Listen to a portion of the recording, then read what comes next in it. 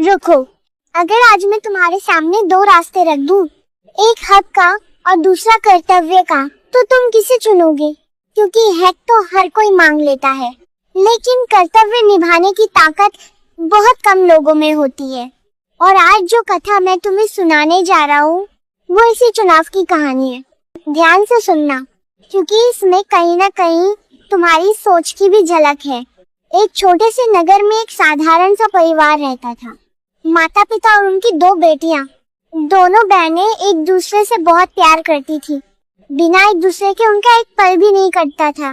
बड़ी बहन चंचल स्वभाव की थी, तेज बुद्धि वाली, और छोटी बहन वो तो जैसे कर्तव्य की मूर्ति थी, शांत, सहनशील और समर्पित।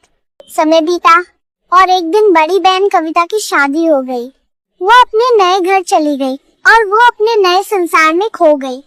शादी के बाद कुछ सालों तक वो कभी कभी अपने माता पिता से मिलने आती रही, लेकिन धीरे धीरे उसने आना कम कर दिया और बहाने ज्यादा हो गए। माँ, बहुत काम होता है, मैं बहुत व्यस्त हूँ, यही उसके शब्द बन गए। लेकिन मेरे भक्त, कर्तव्य कभी व्यस्त नहीं होता।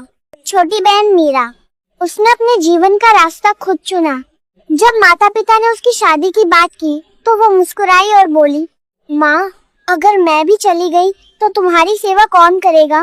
मेरे भक्त, ये शब्द छोटे थे, लेकिन त्याग बहुत बड़ा था। उसने शादी, अपने सपने, अपनी खुशियाँ, सब कुछ एक तरफ रख दिया और उसने अपने कर्तव्य को चुना और अपना जीवन अपने माँ बाप के चरणों में अर्पित कर दिया। रातों को जागना, दवाइयाँ देना, दर्द में सहारा बनना। मीरा उनकी रातों की नींद और दिनों की मुस्कान बन गई।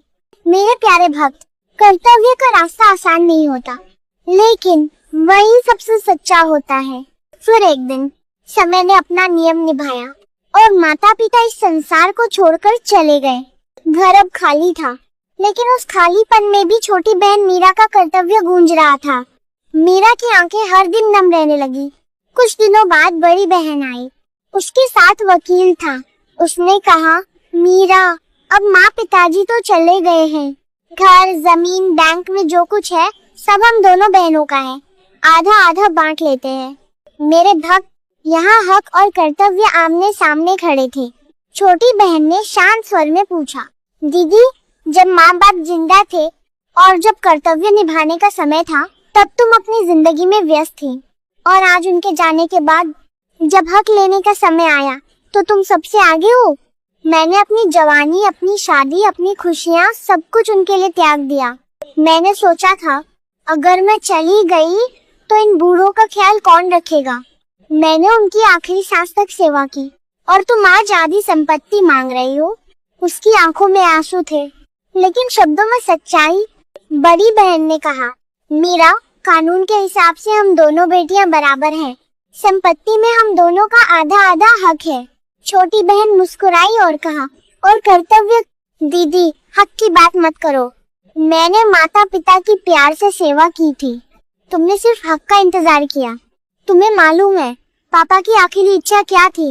उन्होंने मुझे कहा था, बेटी, तुमने जो किया वो किसी बेटे से कम नहीं। ये घर, ये जमीन सब तुम्हारा है। दोनों बहनों में तीखी बहस छिड़ गई। पड़ोसी तक इकट्ठा हो गए। बड़ी बहन कविता चिल्लाई, तुमने शादी नहीं की तो मैं क्या करूं? मैंने अपना घर परिवार संभाला है। मीरा रोते हुए बोली, मेरा परिवार तो यही था। दीदी, तुमने तो अपना परिवार बना लिया, मुझे अकेला छोड़ दिया। घर में सन्नाटा छा गया। उस रात दोनों बहनें अलग अलग कमरों में रो रही थीं। बड़ी बहन सो नहीं पाई। उसे हर दीवार, हर कोना जैसे कुछ कह रहा था। जब माँ बाप को तुम्हारी जरूरत थी तब तुम कहाँ थी? वह उठी और धीरे से छोटी बहन के पास गई। छोटी बहन अब भी जाग रही थी। शायद कर्तव्य निभाने वालों को नींद भी कम ही आती है। बड़ी बहन की आंखों से आंसू बह निकले। मैं हार गई मीरा। मैंने हक तो मांगा, लेकिन कर्तव्य निभाना भूल गई। उसने कांपती आवाज में कहा, मुझे कुछ नहीं चाहिए, ये सब तुम्हारा है, क्योंकि तुमने इसे अपने कर्तव्य से कमाया है। मेरे भक्त, यही वो पल था जब हक झुक गया और कर्तव्य जीत गया। छोटी बहन ने उसका हाथ थाम लिया और बोली, नहीं दीदी, ये जीत हार की बात नहीं है, ये हमारा घर है और इसमें हमारा प्यार ही सबसे बड़ा धन है। संपत्ति आधी आधी बांट लेंगे, लेकिन एक वचन दो, अब हम दोनों मिलकर अपने कर्तव्य निभाएंगे एक दूसरे के लिए। दोनों बहनें गले लग गईं और उस दिन घर की दीवारों ने फिर से मुस्कुराना सीख लिया। तो मेरे प्यारे भक्त, याद रखना, हक तुम्हें दुनिया दिला सकती है, लेकिन कर्तव्य तुम्हें खुद से मिला देता है।